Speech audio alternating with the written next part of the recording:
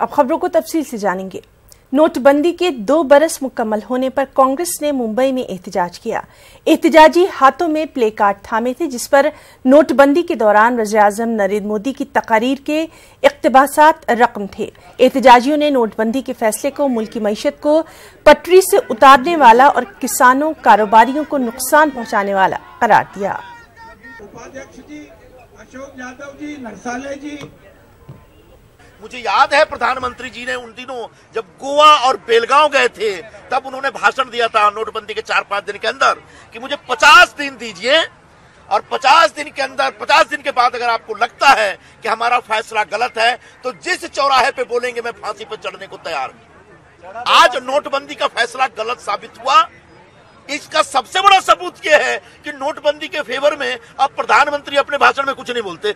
पिछले 1 साल में आज तक उन्होंने अपने भाषण में नोटबंदी के लिए कुछ नहीं बोला, क्योंकि उनको भी स्वीकार हो गया है कि नोटबंदी की वजह से 150 लोग मरे, नोटबंदी की वजह से लगभग 15-20 लाख के आसपास लोग बेरोजगार हुए, नोटबंदी की वजह से लगभग जो एक पूरा जीडीपी था हमारा ग्रोथ रेट जो था वो 1.5 से 2% नीचे चला गया। पूरे देश में तबाही हो गई, बर्बादी हो गई। तब ऐसे में हम प्रधानमंत्री जी का वो जो वक्तव्य था उसको आज याद दिलाना चाहते।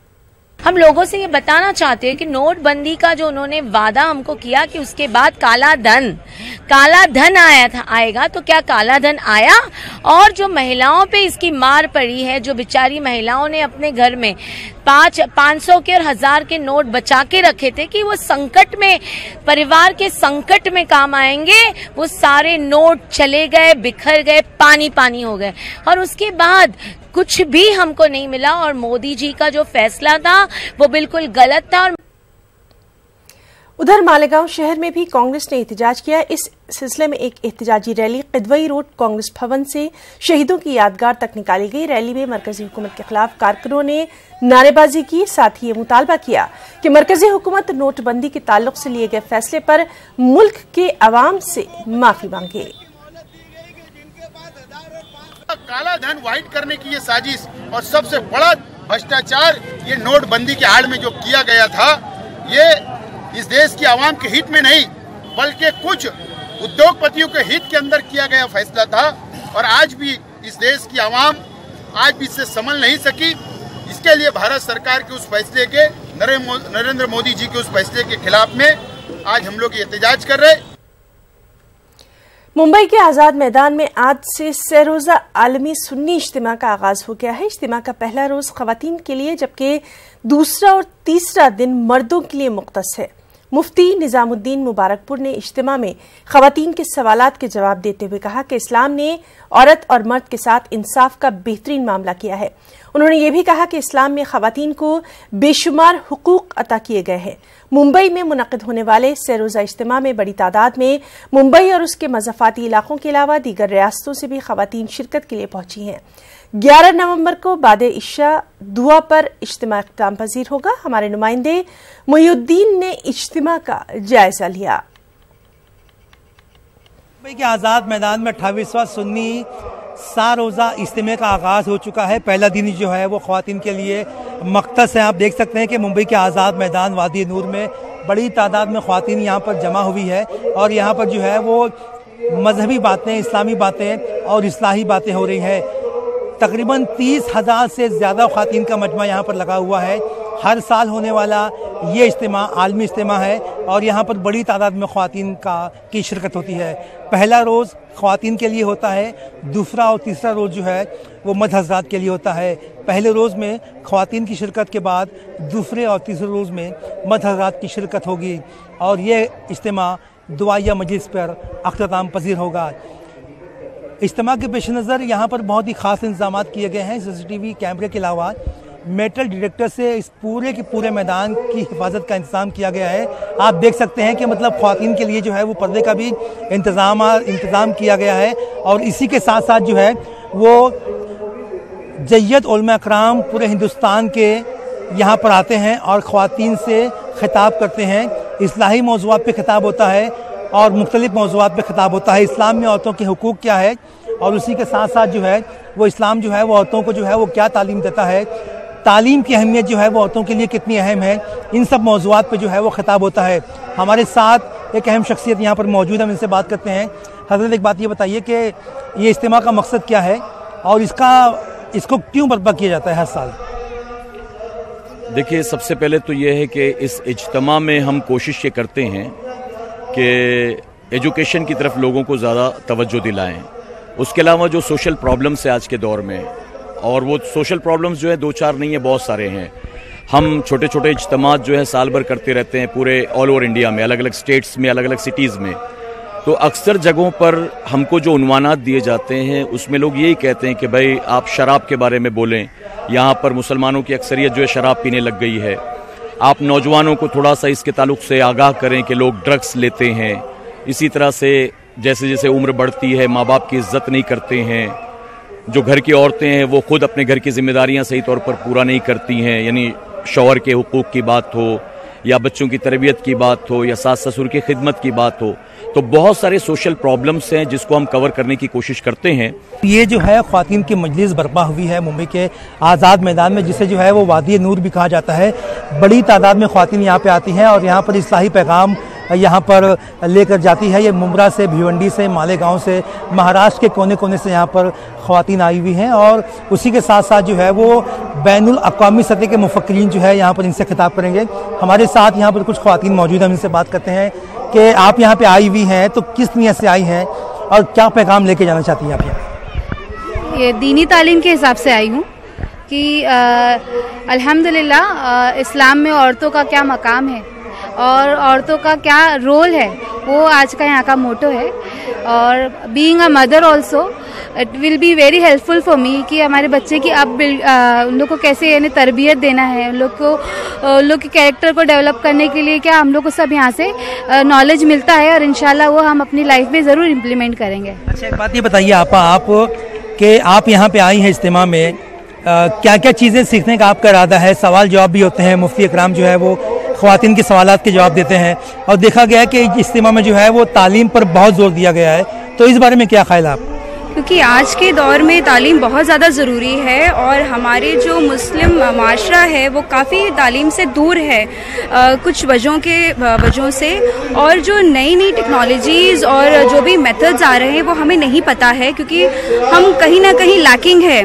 तो आज ये पहली बार ऐसा हुआ है कि हमारे सुन्नी इज्तिमा में पहली बार करियर गाइडेंस का स्टॉल लगा हुआ है। बात ये बताइए कि ख्वातीन के बहुत से मसाइल हैं, घरेलू मसाइल को भी इन्होंने यहाँ पे लिया गया है। किस तरह ज़िंदगी गुजारें शोहर के साथ, शादी के बाद जो मसाइल उनको भी लिया गया है। ख़ास तौर पर जो है वो ख्वातीन की तालीम पर जो है बहुत ज़ोर दिया गया है। पहला इज्तिमा है हिंदुस्तान का जहाँ पर ख्वातीन की तालीम पर इतना जोर दिया गया है, तो आप इस पहलू को जो है वो किस निगाह से देखती हैं? अभी ख़वातीन का इज्तिमा है तो यहाँ पे हमको बहुत सारे क्वेश्चंस आंसर का राउंड जो होगा तो उसमें हमको समझ में आता है कि बहुत सारी चीज़ें जो हमको पता नहीं रहती है, तो वो जो क्वेश्चंस के थ्रू हमारे जो भी क्वेश्चंस है, क्वेरीज है, वो क्लियर हो जाएंगे। बहुत सारा नॉलेज मिलेगा। जो मौलाना रिजवान हमेशा दुआएं बताते हैं बच्चों के लिए, जो अभी जैसे बोलते हैं जो भी आप सुने वो डाउनलोड कर दो, वीडियो रिकॉर्डिंग कर दो, जो हमको फ्यूचर के लिए हम कुछ चीज़ें याद रख के भूल जाते हैं, लेकिन वो हमको बाद में याद रहेगा हमको। देख सकते हैं आप कि मतलब बड़ी तादाद में ख्वातीन जो है यहाँ पर आई हुई हैं और यहाँ पे एक किस्म की नूरी महफिल बर्पा हो चुकी है। ख़ास तौर पर इस इज्तिमा की खासियत ये है कि इस मरतबा 28वें आलमी इज्तिमा में ख़वातीन की तालीम पर बहुत जोर दिया गया है।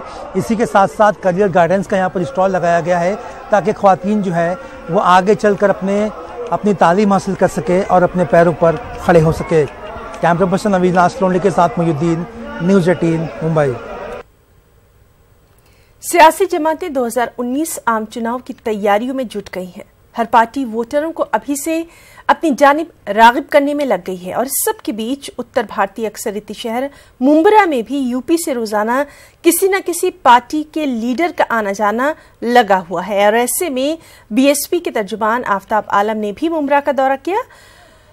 उत्तर भारतीय महासंघ ने उनके एजाज में एक जलसा-ए-आम मुनक़िद किया। जलसे में बीएसपी लीडर ने कहा कि यूपी सरकार अक़लियतों के हुकूक की पामाली कर रही है। उन्होंने ये भी कहा कि एमआईएम का यूपी में कोई पुरसाने हाल तक नहीं।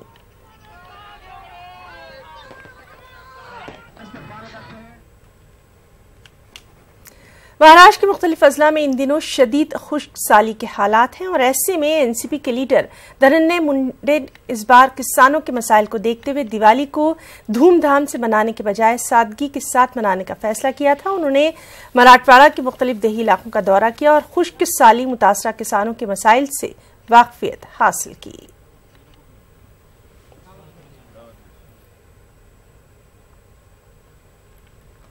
अमरावती के एरवन चौक पर भारत मुक्ति मोर्चे की जानिब से जेल भरो आंदोलन किया गया। भारत मुक्ति मोर्चे ने आइंदा आम चुनाव और विधानसभा चुनाव बैलेट पेपर से कराने का मुतालबा किया। इस मौके पर खिताब करते हुए मोर्चे के जिला सदर एडवोकेट डोंगर देवे ने मोदी हुकूमत और इलेक्शन कमीशन को तनकीद का निशाना भी बनाया।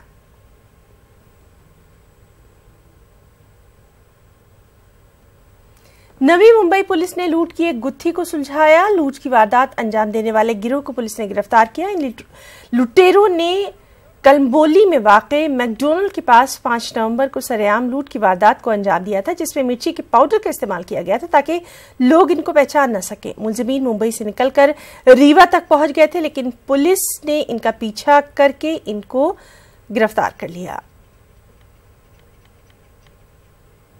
सीसीटीवी फुटेज के द्वारा जो गाड़ी का इस्तेमाल हुआ था उसके बारे में हमें जानकारी मिली थी। उसके आधार पे आरोपी का पता चला।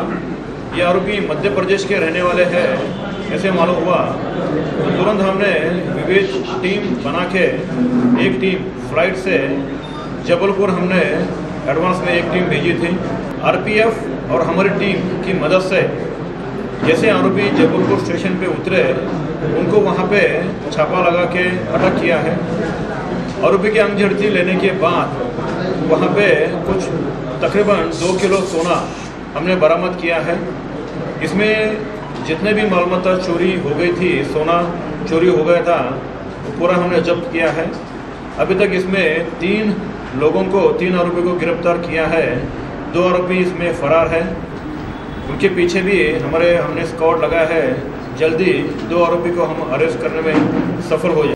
चलिए शुरुआत करेंगे अहम खबर के साथ। मुजाहिद आज़ादी टीपू सुल्तान का यौम पैदाइश कल मनाया जाएगा। कर्नाटक में सरकारी सतह पर हर जिले और ताल्लुकात में तकरीबात का इनेकाद अमल में आ रहा है। टीपू जयंती के मौके पर बीजेपी और संघ परिवार के एहतजाज को देखते हुए सिक्योरिटी के भी पुख्ता बंदोबस्त किए गए हैं। उधर बेंगलुरु में टीपू जयंती की मरकजी तकरीब विधानसभा के बैंक्वेट हॉल में सुबह 11 बजे मुनक्किद की जाएगी, लेकिन इस तकरीब में वज़ीर आला HD कुमारस्वामी शिरकत नहीं करेंगे। दूसरी जानिब रियासत के मुस्लिम लीडरों ने अवाम से अपील की है कि वो पुरअमन तरीके से टीपू सुल्तान का यौम पैदाइश मनाएं। मुस्लिम लीडरों का कहना है कि टीपू जयंती की आड़ में बाज़ तंजीमें अमान को धक्का पहुंचाने की कोशिश कर सकती हैं, लिहाजा लोग मुश्तइल और भड़काव में आए बगैर अमन और इत्तेहाद के साथ टीपू सुल्तान की जयंती मनाएं। उधर सरकारी सतह पर मुनक्किद की जाए तकरीबात, जिले और ताल्लुका सतह पर टीपू जयंती की तकरीब का इनेकाद किया जाएगा। मुसलमानों से यही अपील है कि सब्र के साथ चले। दूसरे चाहते हैं कि छेड़ी लड़ाई कौम के साथ लड़े, इससे थोड़ा होशियार रहे और इनके ट्रैप में ना आए। दूसरी तरफ हुकूमत की तरफ से ज़मीर अहमद खान हैं, रोशन बेग हैं, यूटी खादर हैं, हम रहीम खान हैं, जितने भी मुसलमान लीडर हैं, हमारे तरफ से लॉ एंड ऑर्डर मेंटेन करने की और एहसास तहफ़्फ़ुज़ कौम को देने की हमारी पूरी कोशिश रहेगी। मन से आराम से, जैसे 3 साल से हम लोग करते आ रहे। टीपू जयंती स्टेट के अंदर, हर ताल्लुक के अंदर, हर जिले के अंदर कर रहे। ये 4था साल है। मैं आवाम से इतना आजीज़ाना गुजारिश करता हूँ कि अमन और सुकून से, कि इलेक्शन माहौल है उसमें बीजेपी वाले और RSS वाले शरारत करने की कोशिश करेंगे, उसको मौका ना दें। आवाम से मैं ये अपील करूँगा कि उनकी धमकियाँ देते हैं, आप अमन बरकरार रखिए। आप जज्बात में आने की ज़रूरत नहीं है। वो भड़काने की कोशिश करेंगे, भड़कने के उनके चाल में ना आइए। खामोश से जयंती मनाना है और अल्लाह ताला मुसलमान को जिस तरह से जयंती मनाना, कुरान और हदीस के रूप में जयंती मनाइए और दूसरे तरीके से जयंती मत मनाइए। ये मुसलमानों को शेवा नहीं देता। तो हज़रत टीपू सुल्तान रहमतुल्लाह अलैह के उन बातों को और ज़िंदगी के उन पहलुओं को हम पेश करना है जिसके ज़रिए उनकी एक अच्छी तस्वीर सामने आए, जिसके ज़रिए हमारे स्टूडेंट्स को एक अच्छा मैसेज मिले। इस तरह के वो किस तरह कम्यूनल हारमोनी में उन्होंने मदद की, काम किया, कन्नड़ा को प्रमोट किया, टेक्नोलॉजी को प्रमोट किया, लैंड रिफॉर्म्स को उन्होंने प्रमोट किया, इंडस्ट्री को प्रमोट किया, मंदिरों को उन्होंने वज़ाइफ दिए, अपने दरबार में, अपने कोर्ट में नॉन मुस्लिम्स को बड़े बड़े पोस्ट्स उन्होंने दिए। ये सारी बातें हैं जो इस हवाले से अवाम के सामने, तलबा के सामने आना चाहिए। और टीपू जयंती के सरकारी इनेकाद के खिलाफ एहतजाज कर रहे बीजेपी लीडरों को गुलबर्गा पुलिस ने गिरफ्तार कर लिया, लेकिन बाद में उन्हें रिहा भी कर दिया गया। बीजेपी लीडरों ने तमापुरी सर्किल पर एहतजाज करते हुए हुकूमत और टीपू सुल्तान के खिलाफ नारेबाजी की। बीजेपी लीडरान जुलूस की शक्ल में डीसी ऑफिस जाने की तैयारियों में थे।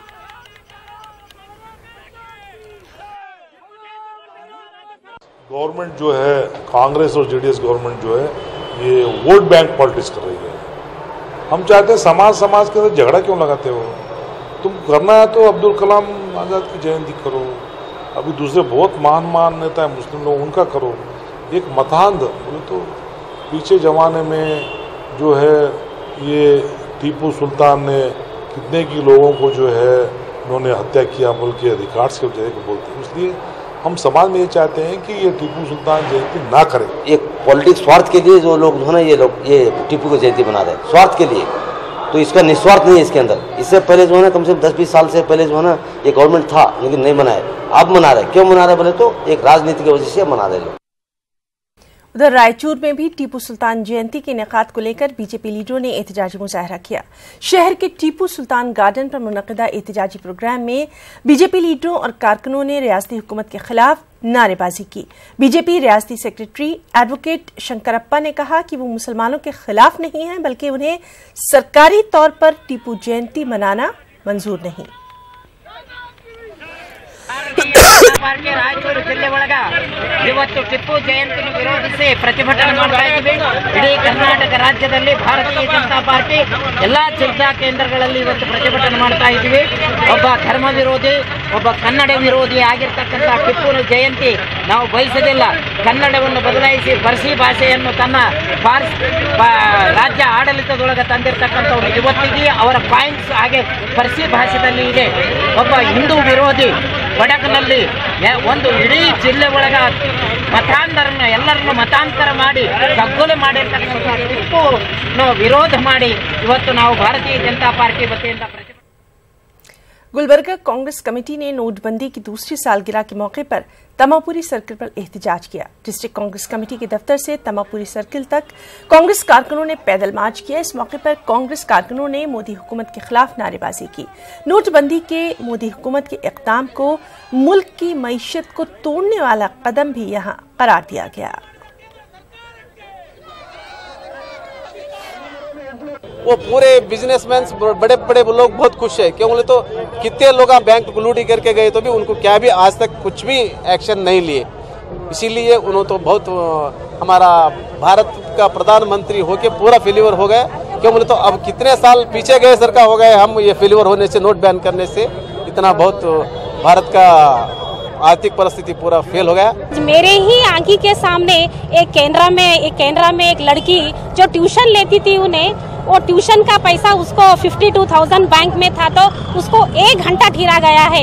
ये पैसा आपके पास क्यों आया, ये कहाँ से आया बोलकर वो रोने लगी वहाँ पर। तो वो लड़की का क्या कसूर था जो उन्हें इतना मेहनत से उससे उन्हें ट्यूशन का पैसा जो बैंक में रखी, तो आज वो लड़की का क्या कसूर है। आज मैं ये मोदी सरकार को आज पूछती हूँ। शायर मशरिक अल्लामा इकबाल की यौम पैदाइश की मुनासिबत से रायचूर में आलमी यौम उर्दू मनाया गया। ताज्जुब की बात यह रही कि रायचूर में सिर्फ एक तंजीम के अलावा किसी ने भी उर्दू को याद तक नहीं किया। हालांकि कई इदारे ऐसे हैं जिनको सिर्फ और सिर्फ उर्दू जबान की वजह से ही जाना जाता है, पहचाना जाता है। तो आप देखिए हमारी ये बेहद खास रिपोर्ट। आपको बता दें कि ताज़ा खबरों के लिए आप लॉग इन कर सकते हैं हमारी वेबसाइट news18urdu.com पर। आदाब।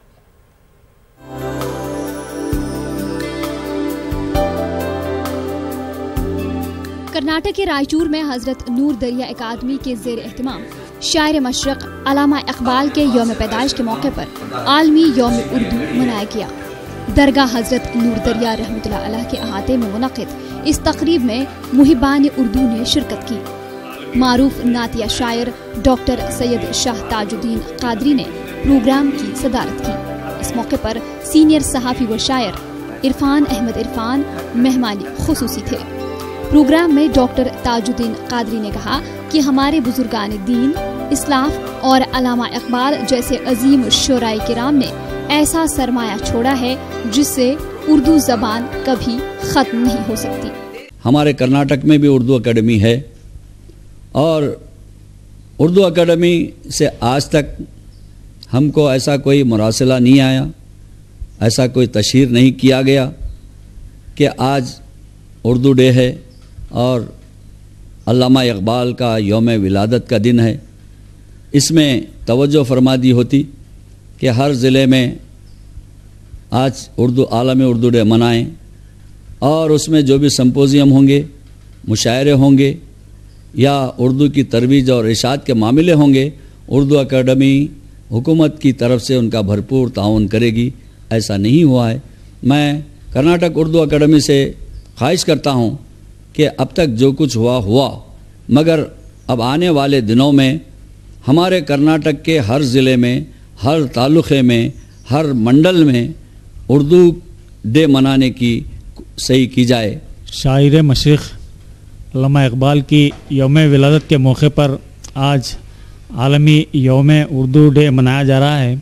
तमाम उर्दूदां अफराद को मेरी जानिब से आलमी उर्दू दिन मुबारक। साथ ही साथ मैं ये कहना चाहूँगा कि इस तरह की तकारीब और इस तरह का शऊर उर्दू एकेडमी की जानिब से पैदा किया जाना था, लेकिन किसी भी रियासत की उर्दू एकेडमी की जानिब से ऐसा कुछ देखा नहीं गया। हो सकता है कहीं एक आध छोटी सी तकरीब या कुछ ऐसा मुनक़िद किया गया हो, लेकिन इस सिलसिले में बाज़ाब्ता कोई ऐसी सर्कुलर या ऐसा कोई कार्रवाई देखी नहीं गई। लिहाजा अकेडमियों को चाहिए कि वो आलमी उर्दू डे को आलमी सतह पर मनाने की कोशिश करें। वाज़ेह रहे कि रायचूर शहर में कई इदारे ऐसे हैं जिनको सिर्फ और सिर्फ उर्दू से ही जाना जाता है, जिनमें अंजुमन उर्दू हिंद शाख जिला रायचूर का नाम सरफहरिस्त आता है। लेकिन यौम उर्दू के मौके पर इन इदारों की खामोशी को लेकर मुहिबान उर्दू में मायूसी पाई जा रही है, जबकि सैकड़ों उर्दू स्कूलों के टीचर उर्दू के नाम पर जिंदगी बसर कर रहे हैं। काबिल जिक्र बात यह है कि हजरत नूर दरिया का शुमार दक्कन के उर्दू के बानियों में किया जाता है। उर्दू अदब से मुताल्लिक़ तारीखी किताबों में हजरत नूर दरिया का जिक्र आता है। न्यूज़ 18 उर्दू के लिए कर्नाटक के रायचूर से सैयद नसीब।